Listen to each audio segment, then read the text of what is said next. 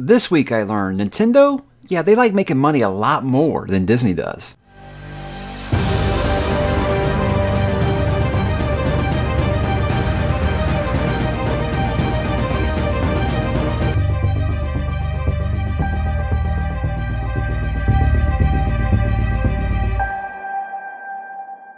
Hey, what's up, bookworms? Mike back with another weekly update. We are the halfway point, guys, of April already. Can you believe how fast this month is going by? Well, hopefully you got your taxes done and all of those important real-life things, and you're ready to talk about some escapism now, because that's where I'm about to take you. And we're going to begin, guys, like usual, talking about what am I reading.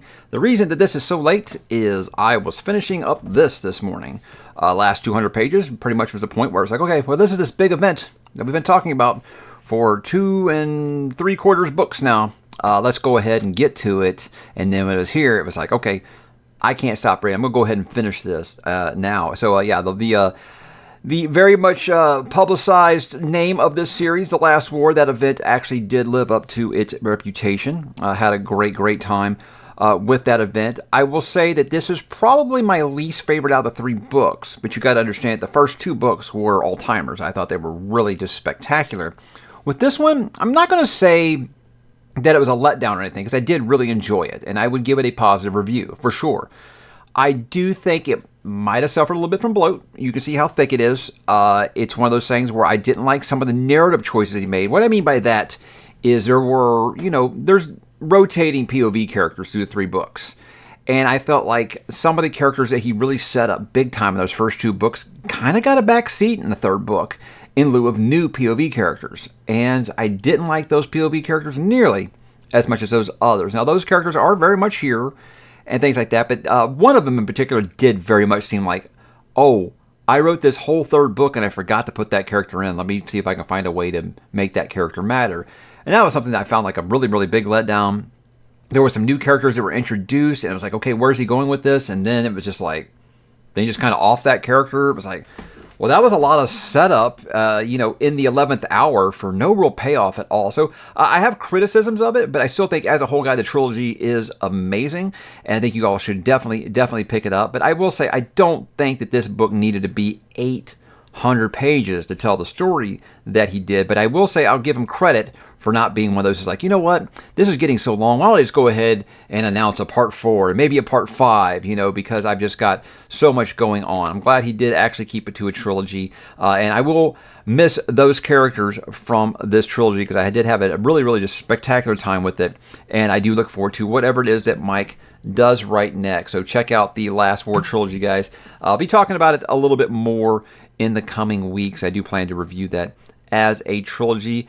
Outside of that, guys, me and my kid are going to be finishing up The Last Olympian probably this weekend. You can see how close we are to the end, and even that little bit that's left, about half of that is a preview of 2 other books in the Percyverse, I guess. Is that what it's called, the Percyverse? I don't really know what it's called, because, Rick Riordan's still going with this series, even if he does move away just from Percy Jackson, but he is still going within that universe now. I think it's in 20-something books now. So I don't know if there's actually like a name for that. Is it maybe the Riordan verse? I'm not really sure if there's an actual name for it. Maybe people can tell me. But very excited. Me and my kid are. We've got all these speculation and theories all planned out, and we're going to say who is right and who is dead. It's going to be very good time, I think. But yeah, again, I know I sound like a broken record where I've been saying this for 2-3 months now while we've been reading through these each night. Great series to read with your kids, guys. Do it if you have the opportunity. Now, how about what am I going to read, guys? Because I didn't have a lot to add, because I've been reading Until the Last for a couple weeks now, because that's such a long book, and has some really heavy work things going on, which I don't know you don't want to talk about. Like I said, escapism here, guys. That is the way. So what am I going to read, guys? Obviously, I told you last week I'm going to be starting Fever Dream. I might crack it open tonight. I might crack it open tomorrow. I might not start until Monday. Not really sure. But I think I was feeling like, okay, maybe I'm having a little bit of epic fantasy burnout. That's going to happen anytime you read a book as long as that one right there. And I was like, I'm about to start that new that Ryan Cahill series, and I was like, think I might need a break for a minute from another new epic fantasy world with a lot of names and locations and all that stuff. So I said, okay, let's do my two short ones here. Let's do Fever Dream by George R.R. Martin and The Girl Who Loved Tom Gordon by Stephen King. That'll kind of be like my reset, before I get into a new fantasy world, because I'll also be doing Philip Chase's Way of Edan as well. So sometimes you need to make sure, if you feel those things coming on, I recommend take a break, read something shorter, read something maybe that isn't medieval fantasy. Vampires, it's considered fantasy, monsters, somewhat fantasy, but you know what I mean.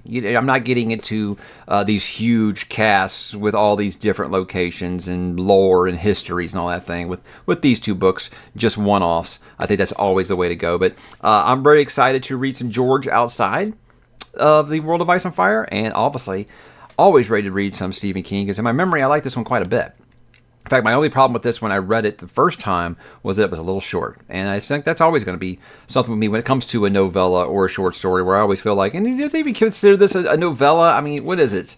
About 220 pages on The Girl Who Loved Tom Gordon. So it's more of a, I guess you would say, just a shorter novel. It does say a novel on the front of it. So who knows what the... Is there actually like a page number or something that defines if it's a novella or if it is a... I should know these things. I'm sure you guys are letting me know in the comments without a doubt. But that's really what I plan to do this week. Neither one of them, like I said, look like heavy reads, so I wouldn't be shocked if I fly through them. But like I said, there are important things going on at work right now. They're implementing a new software and things like that. Boring finance stuff that you don't want to hear about.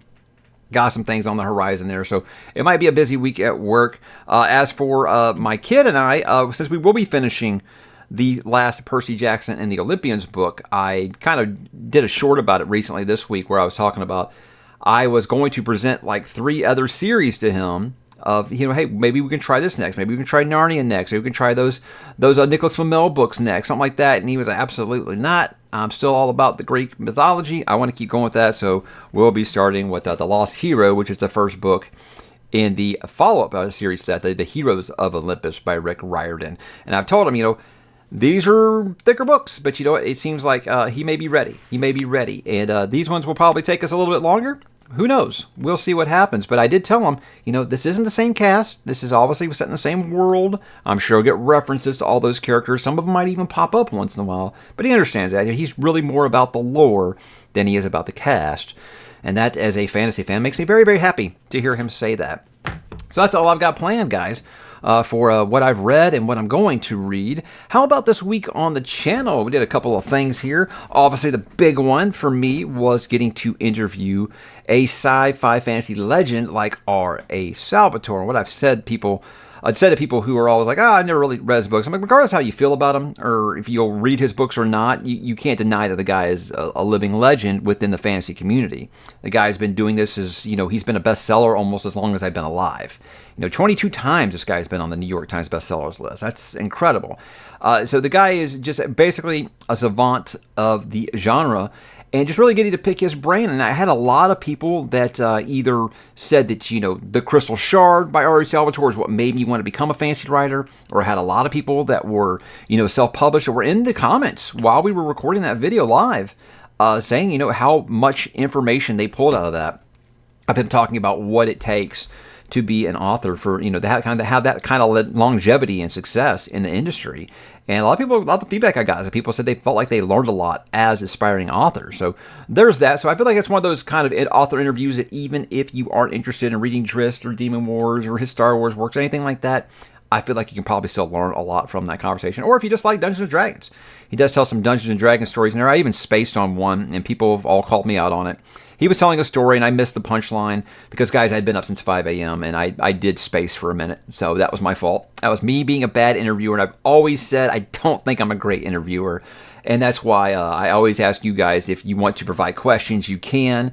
And I did ask a lot of those, so thank you guys for bringing those in. Thank you guys who watched live and dropped some questions in there. Mr. Salvatore has no problems speaking, so I really just want to make sure I kind of presented an idea or a question, and I just got out of the way and let him talk as long as he wanted to.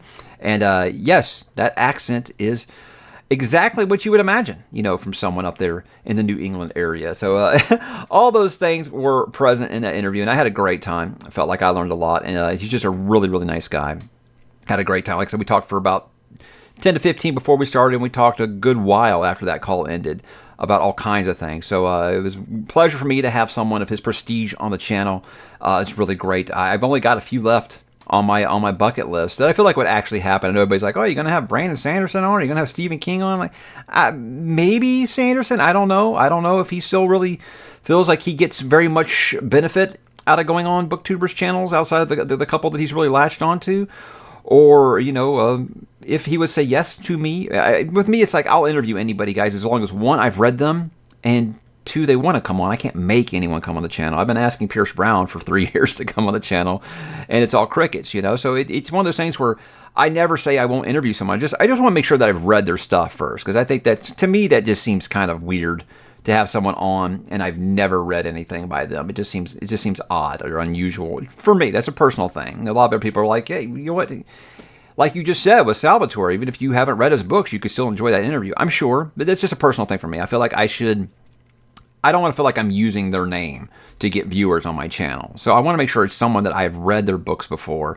And again, that they want to come on. Again, I can't make anyone come on. But, if there's any authors out there that you guys want me to interview, hit them up. Hit them up and let them know. Because I think that would be a better way to approach this. And I think they would show that there's more interest than just I, contacting them and being like, hey, can I talk to you for a minute? Because, again, I love to talk, as you can tell right now, as I'm rambling, that I can talk to anybody for a while about just about anything. So I hope that more authors will be willing to continue to come on the channel. Did my book haul for March of 2030. Lots of fun things in that. That's the most that I've ever gotten from authors before. So it was really an author-heavy edition of the book haul video, and lots of fun new things to get on there. And again, I really can't tell you guys much more about book hauls. It's my opportunity to say thank you for things that people send me, and it's my opportunity to show off some books that maybe people are interested in getting on their own. They want to know what they look like and things like that. But for me, really, it's just being able to say thank you for people who will spend their hard-earned money to send me something. I do appreciate that more than you could ever possibly know. And if I can't get to your book right now, never say never. Like I said, look, Mike Shackle sent me We Are the Dead in 2020. Here we are in 2023. I finally read them. So I never say never. So never be worried about sending me something because you don't think I'm ever going to read it or something like that. Even if I can't do it right now, who knows what the future does hold. And then I closed everything down, guys, by talking some more Red Rising on the channel. And this was one before I started reviewing the sequel books. I want to kind of talk about the reasons that a lot of people have told me that they aren't sure if they would like the sequels or if they're interested in reading the sequel books. And I just kind of present them, not necessarily a why you should read, but I present all the differences between the sequel books and the original trilogy, and if that'll be right for you or not. I kind of give you that little litmus test of, okay, I like these things. Maybe I should go ahead and or like, that sounds like something that isn't really going to be what I'm here for. And I just kind of present those options. I've done it before with the First Law, and I thought it was a really good idea. So I wanted to kind of do that because, one, I do want to encourage more people to read the sequels, but I want to let you know, yeah, this is why the sequels are divisive. So I want to make sure I get that information out there to you, like a good book reviewer should, let you guys know if it's worth your time or not. I think it is, but again, it's all going to come down to read what makes you happy. That's how it is always with me, guys. How about some next week plans? Only got a couple things on the schedule right now. I don't want to go into it too much, but there's just big stuff going on in my real job right now, and how that goes is going to kind of determine my availability this week, so it could go one way or the other.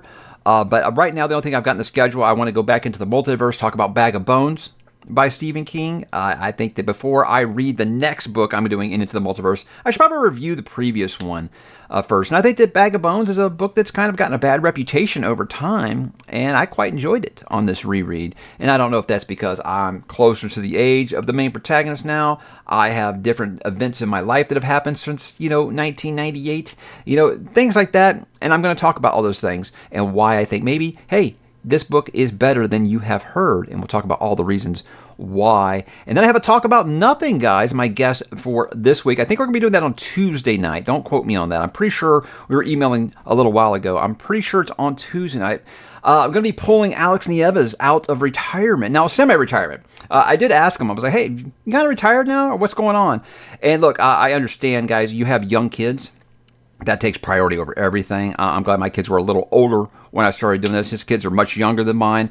And you know what? Hey, real life just gets in the way sometimes. So he told me he's still very plugged into the community. He still watches videos. He still comments. He still talks. He still collaborates. He's just not making his own videos very much anymore. So I said, how about a collaboration on this end? So it'll be a good time to talk to Alex and see what is happening there. And who knows? Who knows how long we'll talk? Maybe we'll just talk about why our two football teams disappoint us a lot, because I know that's the content that you guys are here for.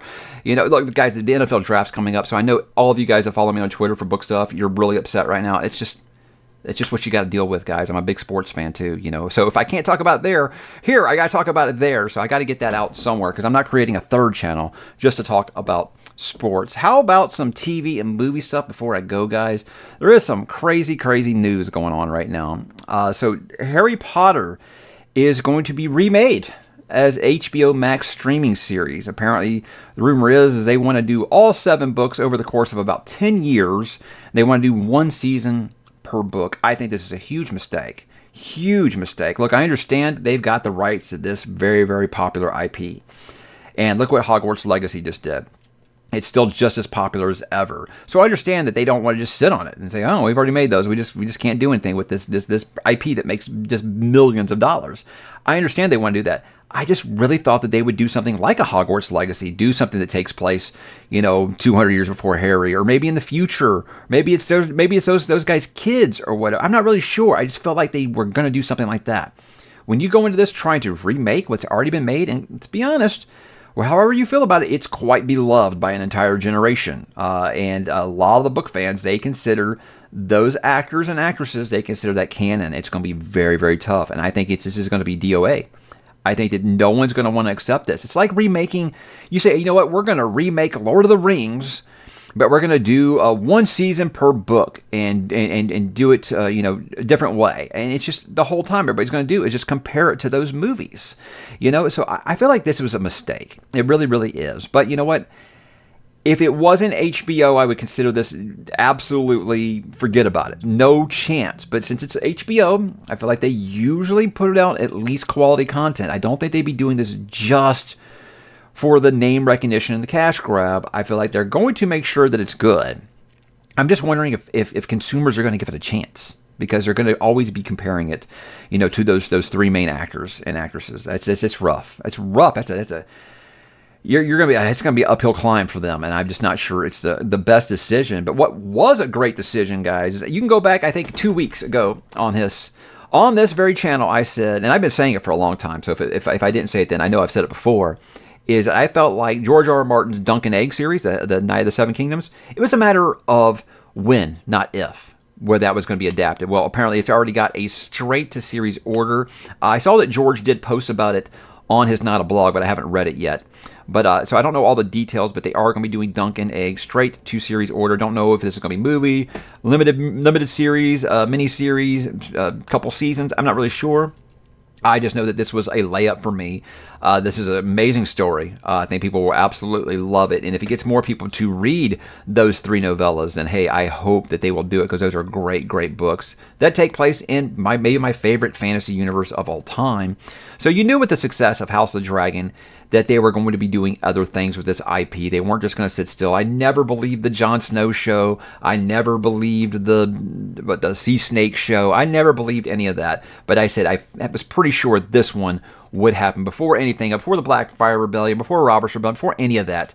I always said I felt like Dunk and Egg was something they were going to have made. Now I've had people be like, "You think it's really a bad idea to have a 3rd show with Aegon on it, with an Aegon character on it?" And I'm like, I think that they trust their audience is smart enough to understand that this is a different time period. So if you're making Aegon the Conqueror, which you're talking about doing, and you're going to be doing this one, and you're going to be also doing House of Dragons, is that too many Aegons? Well, look, here's the thing about Song of Ice and Fire, guys, is if you forget a Targaryen king's name, there's a pretty good chance it's probably Aegon. Okay, so there's a lot of Aegons. That's their most famous. That's like people still naming their kids Elvis or Jesus. It happens, because you're just that famous. So to me, it's not confusing, and I feel like they understand that their audience is smart enough to understand this, or they're going to put in the time and the work to understand the differences. But I think this is a great decision. So while I feel like I'm not sure that's the greatest decision with Harry Potter, I understand why you're doing it, but I think it might be a bad decision. I think this one's a slam dunk for sure.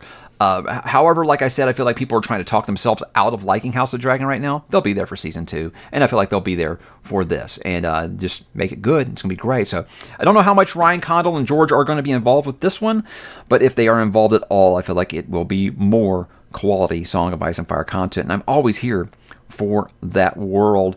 We did go see the Super Mario Brothers movie, my kids and my wife. And look, not a shot, guys. All of us loved it. We had a great time with it. I don't understand the criticisms at all.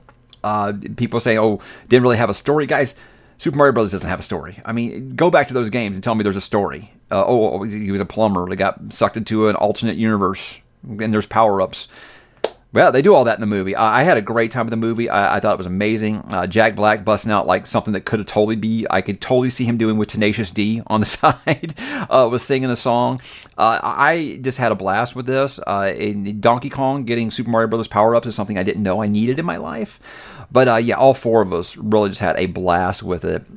And it's the biggest animated, is it the biggest animated movie opening ever? So I should have got all this down before I started this.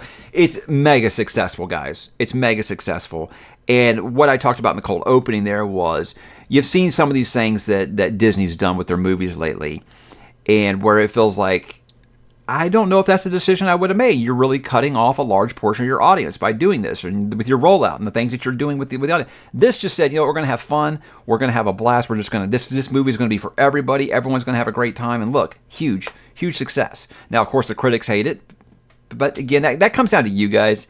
The whole like Rotten Tomatoes saying, everyone uses that to their advantage whenever they're talking about something. Whether it's, look, it must be good because critics love it. Oh, look, it must be great because the audience loves it. Whatever. With me, I am part of the audience, and I enjoyed it. So, yes, I would give it a huge thumbs up. If you've got kids, take them immediately. They're going to have a blast. And the thing is I feel like Gen X, that grew up with the original version of Mario, they loved it too. And then you have people, I will never, ever criticize another content creator, guys, ever. But I watched Grace Randolph's review, and I have no idea what she was talking about, what movie she watched. And also, come on, man. If you don't even know that Mario can turn into a cat, don't say that on camera. Okay, all right. Well, that was it, guys. I loved the Mario movie. I thought it was great. We're already like, okay, we were looking for Easter eggs for Zelda the whole time. We were hoping maybe there was a post-credit scene teasing Zelda. We think they're going to be going either Super Mario Galaxy next, or Luigi's Mansion is where we think they're going to go with it next before they get into a Zelda movie. Because, look, it took Nintendo this long to realize they were sitting on a money printer with the IPs of the Super Mario Brothers. I doubt they're going to be like, let's make this entire universe now. But I think they could. I really think they could.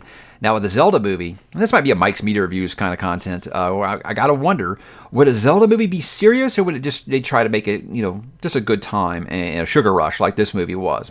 Who knows? We will see, because I think Zelda would benefit from being a very, very serious movie.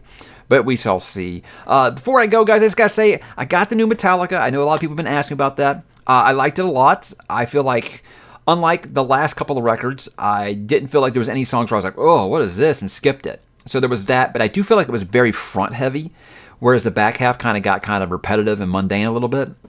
But the first, 6 or 7 songs are slammers. They're great. It's probably the best the band has sounded in a while. It's the best that James has sounded in a long time. So I feel like it did everything better than Hardwired and Death Magnetic. So I feel like they're on the right track. And look, guys, I just never imagined 40 years later I would be spinning new Metallica records. It's amazing to me that they've had this long of a career and they still matter. They aren't just an afterthought. I mean, they were trending all day on social media yesterday with the release of this new album. So I recommend it. 72 seasons. It's really good. If you just go into it not expecting, you're never going to get Master of Puppets again, guys. They're 60 now. They're not 20-year-old kids. They can't play that fast anymore. They play still pretty damn fast, and their riffs are still top notch. Just understand you're never going to get Master of Puppets again. And I think you can have a good time with it. So, guys, what was your week like? I want you to drop in the comments and let me know what you're reading, what you're playing, what you're listening to, what you're reading, all of those fun things and more. And I will talk to you then.